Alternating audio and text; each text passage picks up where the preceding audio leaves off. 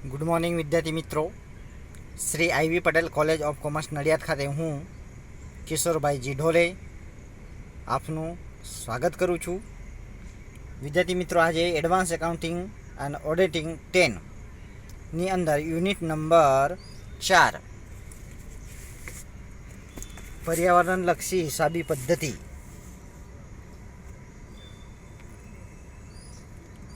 Environmental accounting વિશેની ચર્ચા કરવાની છે.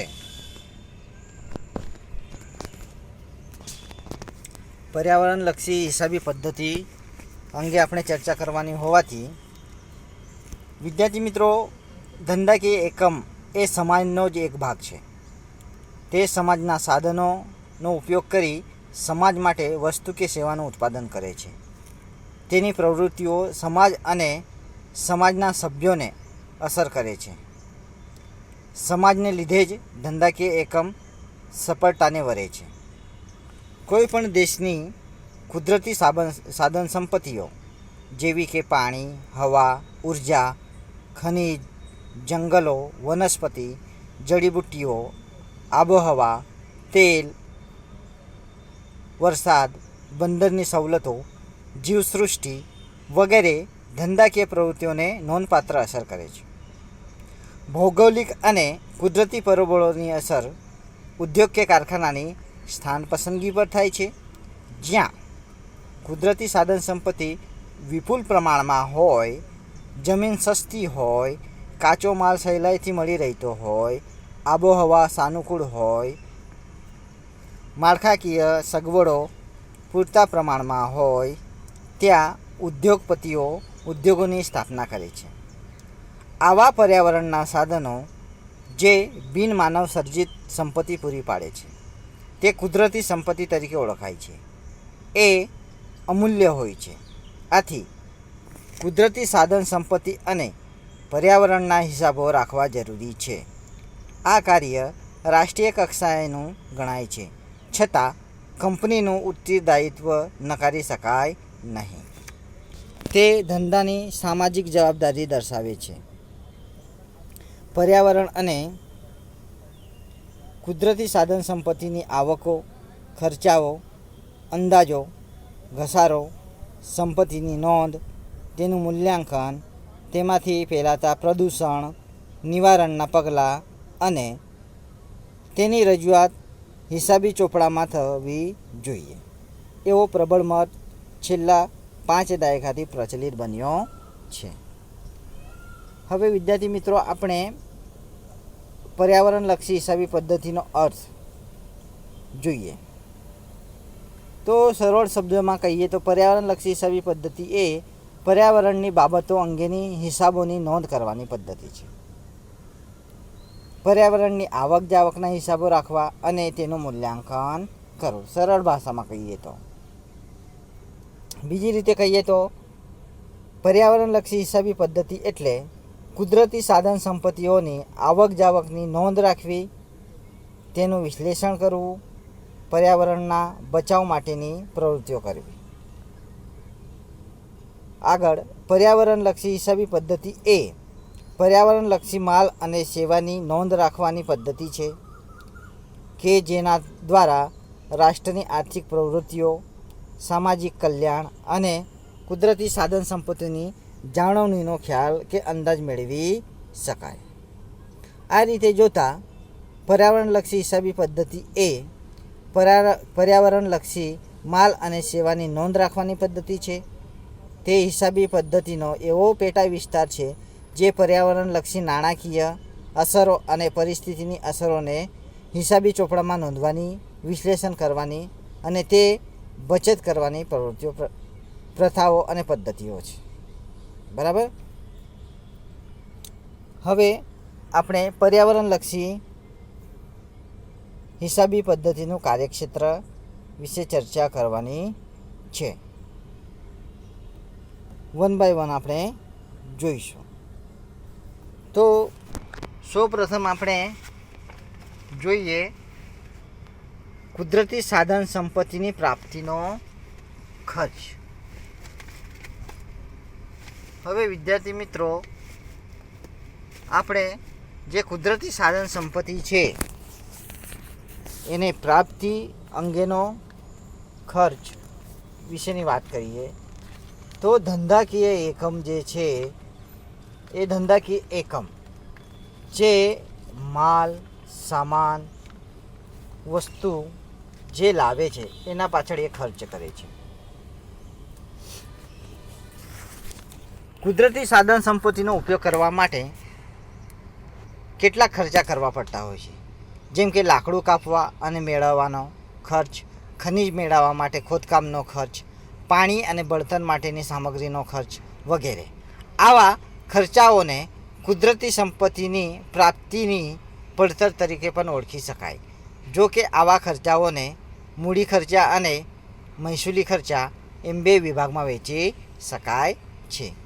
પર્યાવરણલક્ષી હિસાબોમાં આવા ખર્ચાઓનો સમાવેશ કરવામાં આવે છે.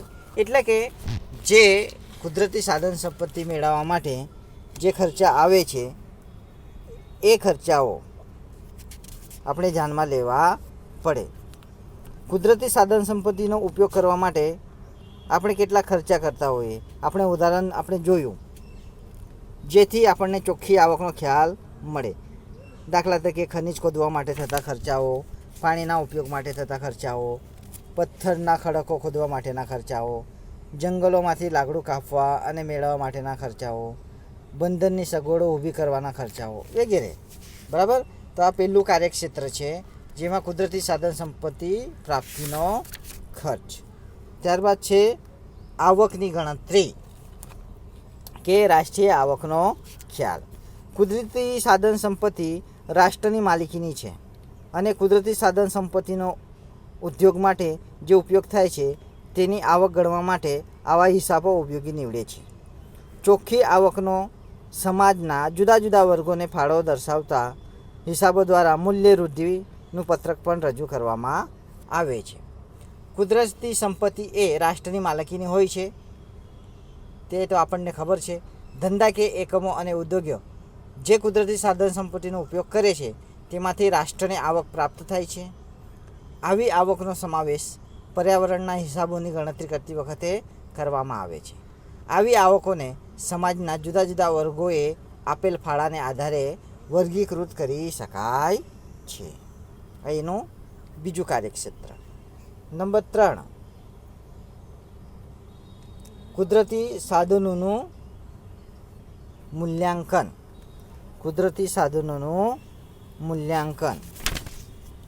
તો કુદરતી સાધન સંપત્તિઓનું મૂલ્યાંકનમાં આપણે જોઈએ તો કે પર્યાવરણના સાધનો અને કુદરતી સંપત્તિનો જેમ જેમ ઉપયોગ થતો જાય છે તેમ તેમ તેના જથ્થામાં ઘટાડો થાય છે. આપણે જોઈએ છીએ પેટ્રોલ કેટલું હવે 2 વર્ષ ચાલશે કે 4 વર્ષ ચાલશે એવી બધી વિભાવનાઓ ચાલે છે.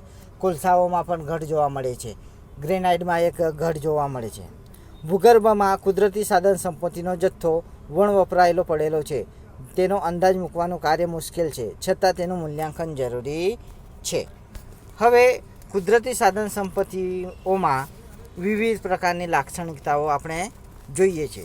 વિવિધ પ્રકારની લાક્ષણિકતાઓ ધરાવતી સંપત્તિઓ હોય છે. જેમ કે જમીનનો જથ્થો સ્થિર છે. કેટલીક ખનિજ સંપત્તિઓના જથ્થાનું પુનરાવર્તન થતું હોય છે એટલે રિસાયકલિંગ થાય છે. જ્યારે પેટ્રોલિયમ પેદાશો જેવી સંપત્તિના જથ્થામાં દિવસે દિવસે ઘટાડો થતો હોય છે. વળી કેટલીક ખનિજ સંપત્તિઓનો જથ્થો તો જમીનના ભૂગર્ભમાં વપરાયા વિનાનો રહેલો છે. આવી તમામ પ્રકારની સાધન સંપત્તિનું મૂલ્યાંકન કરવું ઘણું મુશ્કેલ કાર્ય છે. આમ છતાં અંદાજના ધોરણે તેનું મૂલ્યાંકન કરવું જરૂરી બને છે. કારણ કે રાષ્ટ્ર પાસે રહેલી આવી કુદરતી સંપત્તિઓ રાષ્ટ્રની મિલકત તરીકે ગણાવી શકાય અને તેને રાષ્ટ્રીય પાકા સરવાયામાં દર્શાવી શકાય. ઓકે. તો આ તેનું ત્રીજું કાર્યક્ષેત્ર. નંબર 4, કુદરતી સાધનોનો ઘસારો. તો કુદરતી સાધન સંપત્તિનો જેમ જેમ ઉપયોગ થતો જાય છે તેમ તેમ તેનો જથ્થો ખલાસ થતો જાય છે. આને ઘસાતી જતી મિલકતો એટલે વેસ્ટિંગ અસેટ તરીકે પણ આપણે ઓળખી શકીએ. તેના પર યોગ્ય રકમનો ઘસારો માંડી વાળવો જરૂરી બને છે, જે સાચી આવક નક્કી કરવા માટે ઉપયોગી છે. કુદરતી સાધન સંપત્તિઓમાં જમીન સિવાયના સાધનો એવા હોય છે કે જેના જથ્થામાં દિવસે દિવસે ઘટાડો થતો હોય છે. આવા કુદરતી સાધનો પર યોગ્ય સંપત્તિ અથવા યોગ્ય પદ્ધતિએ ઘસારો ગણવો જરૂરી બને છે, કારણ કે આવા કુદરતી સાધનો રાષ્ટ્રની મિલકત ગણાય છે અને મિલકતનું સાચું મૂલ્યાંકન કરવા તેના પર ઘસારો ગણવો જરૂરી બને છે. ઓકે, ત્યારબાદ છે કિંમતનું નિર્ધારણ અથવા કિંમત નક્કી કરવી. પર્યાવરણલક્ષી હિસાબી પદ્ધતિ એ એવી હિસાબી પદ્ધતિ છે જેમાં પર્યાવરણલક્ષી માલ અને સેવાનો સમાવેશ થાય છે. આવા પર્યાવરણલક્ષી માલ અને સેવાઓનું નાણાકીય મૂલ્ય નક્કી કરવું પડે છે, પરંતુ આવા માલ અને સેવાઓ કિંમતી છે અને બજારોમાં તેનો વેપાર થઈ શકતો નથી, એટલે આ સંદિગ્ધ કિંમત કહેવાય છે. કુદરતી સાધન સંપત્તિઓ જેમ કે માલ અને સેવાનો ઉપયોગ થાય છે તેની કિંમત નક્કી કરવી જરૂરી બને છે. કુદરતી સાધન સંપત્તિઓનું યોગ્ય રીતે નાણાકીય મૂલ્યાંકન થઈ શકે તો તેનો પર્યાવરણલક્ષી હિસાબોમાં સમાવેશ કરી શકાય. જો કે આવી કુદરતી સાધન સંપત્તિઓ અમૂલ્ય હોવાથી તેની કિંમત નક્કી કરવી ખૂબ જ મુશ્કેલ બને છે. આમ છતાં કાલ્પનિક કિંમતને આધારે મૂલ્યાંકન કરી શકાય. આ પણ એનું કાર્યક્ષેત્ર ગણાય. નંબર 6, ઔદ્યોગિક વિકાસમાં ફાળો. કુદરતી સાધન સંપત્તિ ઔદ્યોગિક વિકાસ માટે ખૂબ જ મહત્ત્વની છે, કારણ કે વિવિધ સાધનોનો ઉપયોગ ઉદ્યોગમાં કરવામાં આવે છે. ઔદ્યોગિક વિકાસ અને રાષ્ટ્રની પ્રગતિમાં કુદરતી સાધન સંપત્તિનો ફાળો મહત્ત્વનો છે અને તેનો ઔદ્યોગિક વિકાસમાં ફાળો આપવો જરૂરી છે. સામાન્ય રીતે આપણે જોઈએ કે કુદરતી સાધન સંપત્તિનો મોટા પ્રમાણમાં ઉપયોગ ઉદ્યોગમાં થતો હોય છે અને આ કુદરતી સાધન સંપત્તિના ઉપયોગથી જ ઉદ્યોગનો વિકાસ શક્ય બને છે. તેથી ઔદ્યોગિક વિકાસમાં અને રાષ્ટ્રની પ્રગતિમાં કુદરતી સાધન સંપત્તિનો ફાળો અતિ મહત્ત્વનો છે. પરિણામે ઔદ્યોગિક વિકાસમાં કુદરતી સાધન સંપત્તિનો ફાળો આપવો જરૂરી બને છે. ત્યારબાદ છે પર્યાવરણ પર થતી અસરનો ખ્યાલ અથવા પર્યાવરણલક્ષી ફાળો. ઉત્પાદનની પ્રક્રિયા દરમિયાન કુદરતી સાધનોનો ઉપયોગ થાય. ઉત્પાદનની પ્રક્રિયાની કેટલીક સારી ના સારી અસરો થાય છે. તે જ રીતે ઉત્પાદિત વસ્તુની પણ સારી ખરાબ અસરો જોવા મળે છે. ઉત્પાદનની કેટલીક પ્રતિકૂળ અસર વાતાવરણ પર થતી હોય છે. દાખલા તરીકે હવાનું પ્રદૂષણ, પાણીનું પ્રદૂષણ, જમીનનું પ્રદૂષણ, ઘોંઘાટ, ધુમાડો, કચરો, ગંદુ પાણી વગેરે. આ ઉપરાંત તે કુદરતી સંપત્તિનો એવો વપરાશ કરે છે કે જેથી તે આવા પ્રદૂષણો દૂર કરી ધંધાકીય એકમોએ પોતાની સામાજિક જવાબદારી નિભાવવી જોઈએ.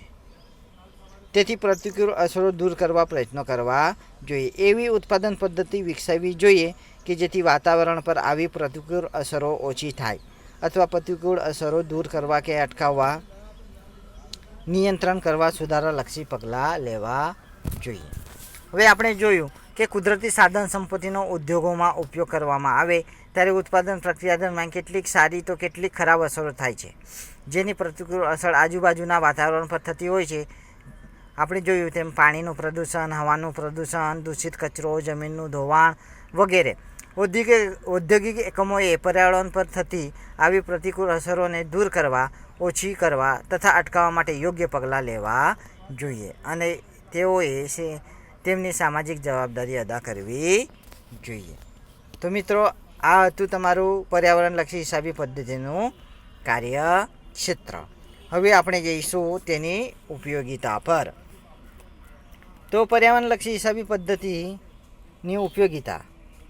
આજના સમયમાં જ્યારે પ્રદૂષણ અંગેનો ખ્યાલ જાગૃત બન્યો છે અને તે અંગે સરકાર તથા કંપનીઓ સભાન બની છે, કુદરતી સાધનો દ્વારા જે અમૂલ્ય સંપત્તિઓ પ્રાપ્ત થાય છે, ભૂગર્ભમાં તેનો જથ્થો કેટલો છે, તેની કઈ કઈ આવકો છે, આવકો કમાવવા અને કુદરતી સાધન સંપત્તિનું રક્ષણ કરવા અને તે નિભાવવા કયા કયા ખર્ચાઓ થાય છે, તેનું રાષ્ટ્રીય દ્રષ્ટિએ શું મહત્ત્વ છે, તેના પર કેટલો ઘસારો માંડી વાળવો, તેનું મૂલ્યાંકન કેવી રીતે કરવું અને રાષ્ટ્રીય પાકા સરવૈયામાં આવી સંપત્તિઓ કેટલી કિંમતે દર્શાવવી તે માટે પર્યાવરણલક્ષી હિસાબી પદ્ધતિનો ખ્યાલ ઉપયોગી છે.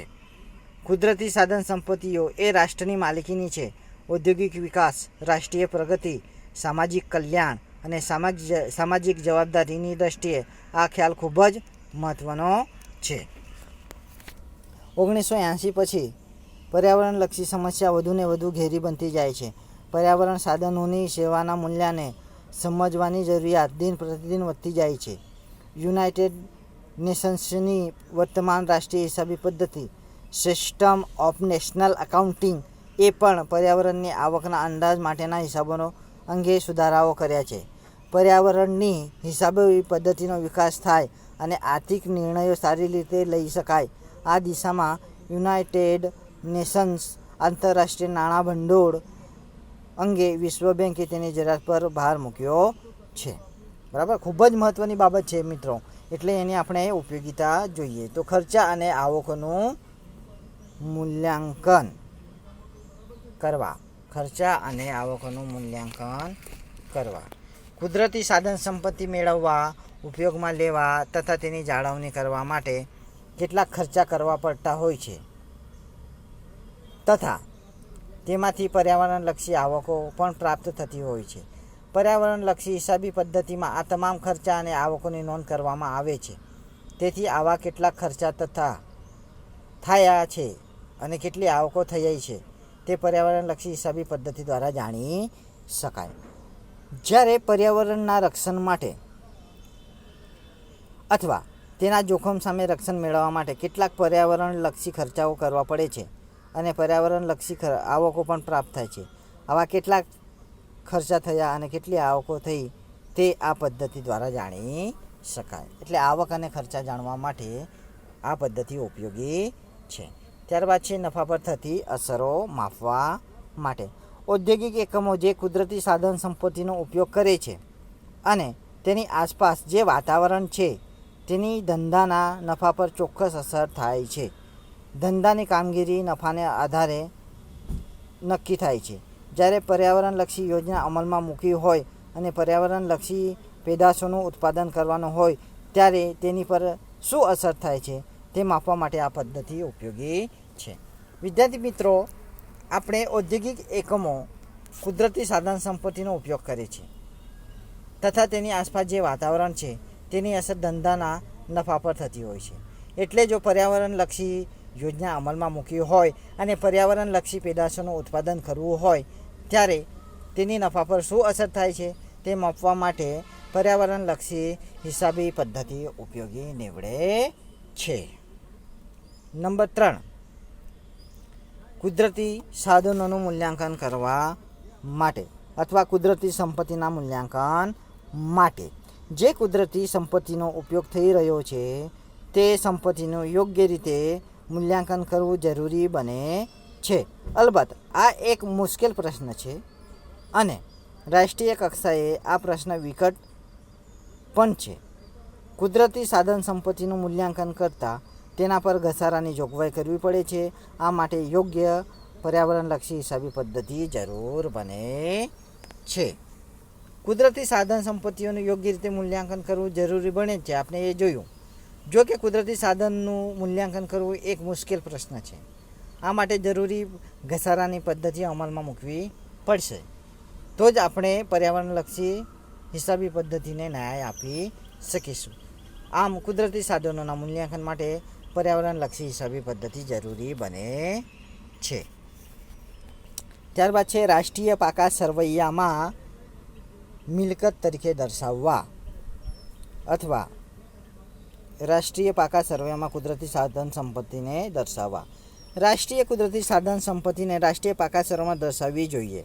આ માટે તેનો જથ્થો કેટલો છે તે નક્કી કરવાની કાર્ય મુશ્કેલ હોવા છતાં દર્શાવવું એ જરૂરી છે. કુદરતી સાધન સંપત્તિઓના ઉપયોગ બાદ જેટલી કુદરતી સાધન સંપત્તિનો જથ્થો બાકી રહ્યો હોય તે રાષ્ટ્રીય મિલકત ગણાય અને એ અંગેના ખર્ચની જવાબદારી પાકા સરવૈયામાં દર્શાવવી જોઈએ.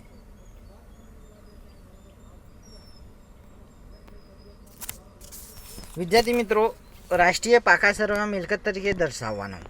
હવે પર્યાવરણલક્ષી હિસાબી પદ્ધતિમાં કુદરતી સાધનોનું મૂલ્યાંકન કરીને તથા જરૂરી ઘસારાની જોગવાઈ કરીને રાષ્ટ્રીય પાકા સર્વેમાં દર્શાવવામાં આવે છે. એટલે કે પર્યાવરણલક્ષી હિસાબી પદ્ધતિમાં કુદરતી સાધનોને રાષ્ટ્રીય પાકા સર્વેમાં મિલકત તરીકે દર્શાવવું જોઈએ. ત્યારબાદ છે પ્રદૂષણની પ્રતિકૂળ અસરો દૂર કરવા. છેલ્લા કેટલાક સમયથી પ્રદૂષણનો પ્રશ્ન મહત્ત્વનો બન્યો છે.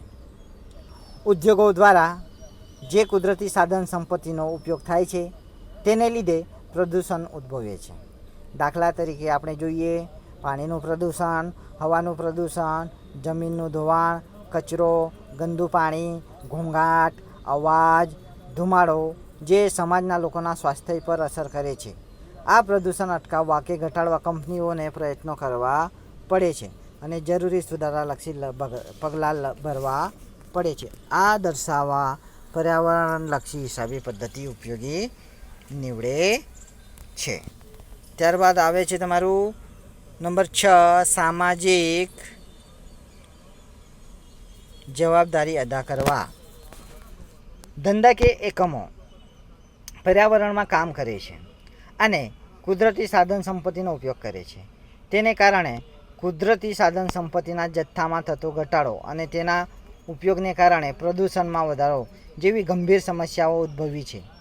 ત્યારે ધંધાકીય એકમોએ સામાજિક જવાબદારી નિભાવવી જોઈએ. હવા કે પાણીનો નિકાલ, અવાજ, ઘોંઘાટ વગેરેના નિવારણ કે ઘટાડા માટે કે તેને નિયંત્રિત કરવા માટે ધંધાકીય એકમોએ પ્રયત્ન કરવા જોઈએ. દરેક ધંધાકીય એકમ સમાજનો જ એક ભાગ ગણાય છે, કારણ કે તેઓ સમાજમાં રહીને જ સમાજના સાધનોનો ઉપયોગ કરીને ધંધાકીય પ્રવૃત્તિ કરતા હોય છે. કુદરતી સાધનોના ઉપયોગથી જે પ્રદૂષણ ઉદ્ભવે છે અને સમાજના લોકોને વિપરીત અસર કરે છે તે અંગે પ્રદૂષણ ઘટાડવાના પ્રયત્નો કરીને તથા સુધારાલક્ષી પગલાં લઈને સામાજિક જવાબદારી અદા કરવી જોઈએ. ધંધાકીય એકમે કેટલા પ્રમાણમાં સામાજિક જવાબદારી અદા કરી છે તે પર્યાવરણલક્ષી હિસાબોમાં દર્શાવવામાં આવે છે. ત્યારબાદ છે દેશની પ્રગતિનો ખ્યાલ મેળવવા. દેશની આર્થિક પ્રવૃત્તિઓનો આધાર પર્યાવરણ ઉપર રહેલો છે. જે દેશમાં કુદરતી સાધન સંપત્તિ વિપુલ પ્રમાણમાં હોય છે તે દેશમાં આર્થિક સુખાકારી જોવા મળે છે, કારણ કે દેશના જે આર્થિક પ્રવૃત્તિઓ કરવામાં આવે છે તેમાં પર્યાવરણનો ફાળો નોંધપાત્ર હોય છે. આ તમામ બાબતો પર્યાવરણલક્ષી હિસાબી પદ્ધતિ કે હિસાબોમાં દર્શાવવામાં આવે છે, જેના આધારે દેશની આર્થિક પ્રગતિનો ખ્યાલ આવે છે. મિત્રો, પર્યાવરણલક્ષી હિસાબી પદ્ધતિ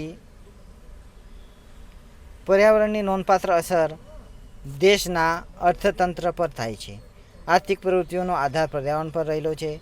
રાષ્ટ્રમાં જે આર્થિક પ્રવૃત્તિઓ કરવામાં આવે છે તેમાં પર્યાવરણનો ફાળો પણ નોંધપાત્ર છે. દેશની આર્થિક પ્રવૃત્તિનો ખ્યાલ પર્યાવરણલક્ષી હિસાબો દ્વારા મેળવી શકાય છે. એટલે કે દેશની પ્રગતિનો ખ્યાલ સચોટ રીતે જાણવો હોય તો પર્યાવરણલક્ષી હિસાબી પદ્ધતિ ઉપયોગી નીવડે છે. ત્યારબાદ છે ઔદ્યોગિક વિકાસને વેગ આપવા. તો ઔદ્યોગિક વિકાસને વેગ આપવા માટે પણ આ પદ્ધતિ ઉપયોગી છે. દેશના ઔદ્યોગિક વિકાસનો આધાર પર્યાવરણ પર રહેલો છે. કુદરતી સાધન સંપત્તિનો ઉપયોગ ઔદ્યોગિક એકમ માટે મહત્ત્વનો છે. તેનો લોકોની જરૂરિયાત પૂરી કરે છે. ઔદ્યોગિક વિકાસને વેગ આપવા પર્યાવરણલક્ષી હિસાબી માર્ગદર્શક બને છે. દેશના ઔદ્યોગિક એકમો દેશની સાધન સંપત્તિનો ઉપયોગ કરે છે અને તેના દ્વારા ઉત્પાદન અને વેચાણ કરીને નફો પ્રાપ્ત કરે છે. આમ ઔદ્યોગિક એકમોનો વિકાસ અને પ્રગતિ દેશની સાધન સંપત્તિ ઉપર રહેલો છે. તે જ રીતે ઔદ્યોગિક વિકાસને વેગ આપવામાં પર્યાવરણલક્ષી હિસાબો ઉપયોગી બને છે. ત્યારબાદ છે નંબર 9, સામાજિક સુખાકારી માટે. સામાજિક સુખાકારી માટે તો સામાજિક સુખાકારી માટે પણ આપણે પર્યાવરણલક્ષી હિસાબી પદ્ધતિ ઉપયોગી નીવડે છે. તો કેવી રીતે જોઈએ? જો પર્યાવરણલક્ષી હિસાબો તૈયાર કરવામાં આવ્યા હોય તો તેના કારણે પર્યાવરણમાં ફેલાતા પ્રદૂષણને અટકાવવા માટે, તે ઘટાડવા માટે સભાનતા એ જાગૃતિ ફેલાય છે. પરિણામે સમાજમાં સ્વસ્થતા, કલ્યાણ અને સુખાકારી જળવાય છે. પર્યાવરણ સમાજના લોકોના સ્વાસ્થ્યને અસર કરે છે અને સમાજ કલ્યાણ માટે મહત્ત્વનો ફાળો આપે છે. પરંતુ જો પર્યાવરણમાં બગાડ થાય અને પ્રદૂષણ ઉદ્ભવે તો રોગો ફેલાય અને લોકોનું સ્વાસ્થ્ય જોખમાય. આવા પ્રદૂષણ પર નિયંત્રણો મૂકવા અને સભાન પ્રયત્નો કરવા જરૂરી બને છે. સમાજ અને લોકોના હિત અને કલ્યાણ માટે પર્યાવરણલક્ષી હિસાબી પદ્ધતિ એ મહત્ત્વની બને છે. પર્યાવરણની જાળવણી, તે અંગેની સભાનતા અને તે પ્રત્યેનો અભિગમ સમગ્ર સમાજ અને રાષ્ટ્ર માટે લાભદાયી છે. તો વિદ્યાર્થી મિત્રો, આ હતા તમારા પર્યાવરણલક્ષી હિસાબી પદ્ધતિની ઉપયોગિતા. આ રીતે પર્યાવરણના રક્ષણની સમસ્યા ઘેરી અને ગંભીર બની જાય છે. પર્યાવરણલક્ષી સાધન સંપત્તિઓની સેવાની કિંમત વિચારવાની જરૂરિયાત વધતી જાય છે. રાષ્ટ્ર પર પર્યાવરણના રક્ષણ માટે કાયદાઓ ઘડે છે અને પ્રદૂષણ અટકાવવા ઔદ્યોગિક એકમો ફાળો મહત્ત્વનો બને છે. એ પ્રદૂષણ અટકાવવા ઔદ્યોગિક એકમોનો ફાળો, તે બાબતોને ધ્યાનમાં લેવા સંયુક્ત રાષ્ટ્રસંઘ, યુનાઇટેડ નેશન ઓર્ગેનાઇઝેશન, આંતરરાષ્ટ્રીય નાણાં ભંડોળ અને વિશ્વ બેંકે પર્યાવરણલક્ષી હિસાબી પદ્ધતિ વિકસાવવા અંગે ભાર મૂક્યો છે. હવે આપણે જઈશું પર્યાવરણલક્ષી હિસાબી પદ્ધતિની કાર્યવાહી. અમુક શબ્દો તો તમે જાણતા જ હશો. નફા નુકસાન ખાતું તૈયાર કરવું, પાકું સરવૈયું તૈયાર કરવું, અંદાજપત્રો તૈયાર કર્યા, અહેવાલ તૈયાર કરવું, આ તો તમે જાણતા જ હશો. પણ આપણે એના પર ધ્યાન દોરીએ. પર્યાવરણલક્ષી હિસાબી પદ્ધતિમાં હિસાબો લખવા માટે ચોક્કસ કાર્યવાહીમાંથી પસાર થવું પડે છે. એ કાર્યવાહી નીચે મુજબ છે. નફા નુકસાન ખાતું. તો નફા નુકસાન ખાતું પર્યાવરણના રક્ષણ અને જાળવણી માટે જે મહેસૂલી ખર્ચાઓ થાય છે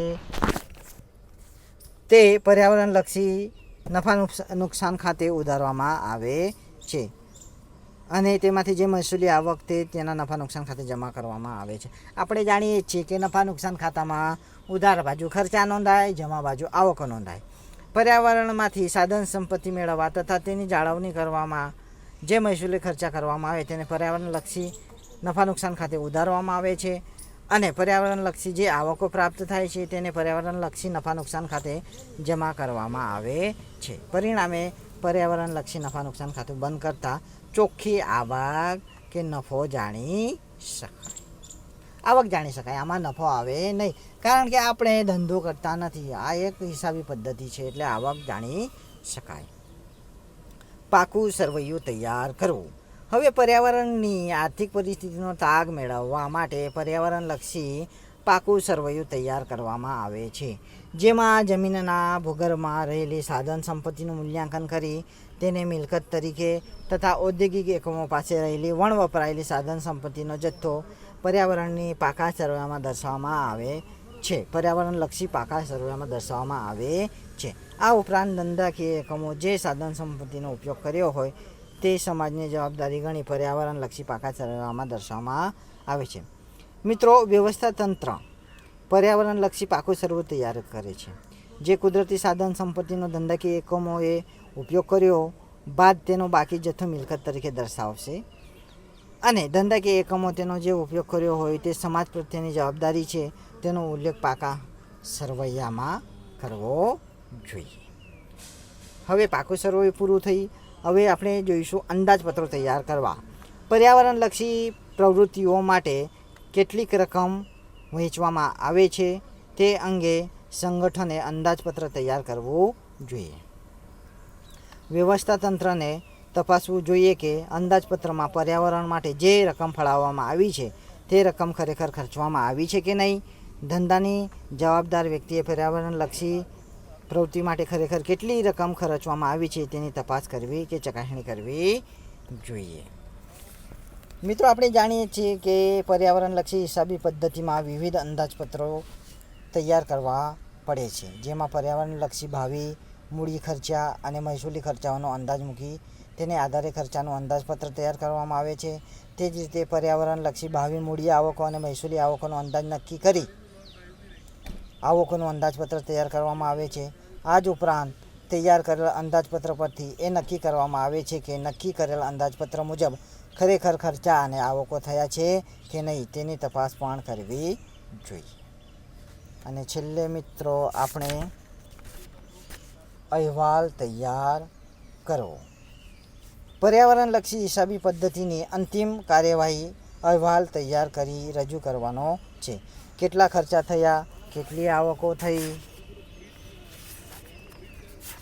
ત્યારબાદ ધંધાકીય એકમો કેટલી સામાજિક જવાબદારી અદા કરી વગેરે બાબતો પર્યાવરણલક્ષી અહેવાલમાં દર્શાવવામાં આવે છે. હવે પર્યાવરણલક્ષી હિસાબો તૈયાર કરવા અંગે કેટલાક અગત્યના અને સળગતા પ્રશ્નો ઉપસ્થિત થાય છે. આવા પ્રશ્નો કે પડકારો નીચે પ્રમાણે છે. નંબર 1, ધંધાકીય એકમોની પર્યાવરણ પર અને પર્યાવરણની ધંધાકીય એકમો પર જે અસર થાય છે તેનું માપન કેવી રીતે કરવું. નંબર 2, ધંધાકીય એકમની પ્રવૃત્તિઓને કારણે પર્યાવરણમાં જે પરિવર્તનો આવે છે તેનું મૂલ્યાંકન કેવી રીતે કરવું. નંબર 3, પર્યાવરણલક્ષી ફેરફારો માટે નાણાકીય મૂલ્ય નક્કી કરવા માટે કેવા ધોરણો કે કસોટીઓ વિકસાવવી. નંબર 4, કુદરતી સાધન સંપત્તિઓ જે હજુ જમીનના ભૂગર્ભમાં છે તેની કિંમતનો અંદાજ કેવી રીતે મેળવવો. નંબર 5, પર્યાવરણલક્ષી મિલકતો પર ઘસારાની ગણતરી કેવી રીતે કરવી. ત્યારબાદ નંબર 6, પર્યાવરણના હિસાબી ચોપડાઓમાં ખર્ચાઓ, આવકો, ઘસારો અને કુદરતી સંપત્તિનું મૂલ્ય કેવી રીતે નક્કી. તો આ બધા જે પ્રશ્નો ઊભા થયા છે એનો સચોટ કોઈ જવાબ નથી, પણ અંશતઃ પર્યાવરણલક્ષી હિસાબી પદ્ધતિથી આપણે એને દૂર કરી શકીએ અથવા એના પર આપણે કાર્યવાહી કરી શકીએ. તો મિત્રો, પર્યાવરણલક્ષી હિસાબી પદ્ધતિની કાર્યવાહીમાં નફા નુકસાન ખાતું તૈયાર કરવું, પાકું સરવૈયું તૈયાર કરવું, અંદાજપત્ર તૈયાર કરવા અને એનો અહેવાલ નક્કી કરવો. હવે વિદ્યાર્થી મિત્રો, તમને એડવાન્સ એકાઉન્ટિંગ 10ની અંદર યુનિટ નંબર 4 પર્યાવરણલક્ષી હિસાબી પદ્ધતિમાં આ જે થિયરી છે તમને એક્ઝામની અંદર થિયરી પૂછાય છે, આમાંથી કોઈ દાખલા પૂછાતા નથી. બરાબર, તમને પ્રશ્ન પૂછાઈ શકે કે પર્યાવરણલક્ષી હિસાબી પદ્ધતિનો અર્થ આપી તેનું કાર્યક્ષેત્ર વિસ્તાર સમજાવો અથવા પર્યાવરણલક્ષી હિસાબી પદ્ધતિનું કાર્યક્ષેત્ર સમજાવો. ત્યારબાદ પર્યાવરણલક્ષી હિસાબી પદ્ધતિ એટલે શું તેની ઉપયોગિતા સમજાવો. પર્યાવરણલક્ષી હિસાબી પદ્ધતિની ઉપયોગિતા પર ચર્ચા કરો. બરાબર, તો વિદ્યાર્થી મિત્રો, આપણે તમામ જે પ્રશ્નો છે એની સવિસ્તાર આપણે ચર્ચા કરી દીધી છે. હજુ એકવાર હું તમને શરૂઆતથી જે પ્રશ્નો છે એની વાત કરું તો સૌપ્રથમ આપણે પર્યાવરણલક્ષી હિસાબી પદ્ધતિનો અર્થ જોયો. બરાબર, વિવિધ વ્યાખ્યાઓ જોઈ. ત્યારબાદ એની કાર્યક્ષેત્ર જોયું, કાર્યક્ષેત્રના 7 મુદ્દા જોયા. ત્યારબાદ હિસાબીલક્ષી પદ્ધતિના ઉપયોગિતા જોયું અને ત્યારબાદ એની કાર્યવાહી જોઈ. તમને આ 3 પ્રશ્નો લોંગ ક્વેશ્ચનમાં કે ટૂંક નોંધમાં પૂછાઈ શકે. જો તમને આમાં ન ખ્યાલ આવ્યો હોય તો તમે મને કોન્ટેક કરી શકો છો અને પૂછી શકો છો. Okay, thank you. જય હિન્દ.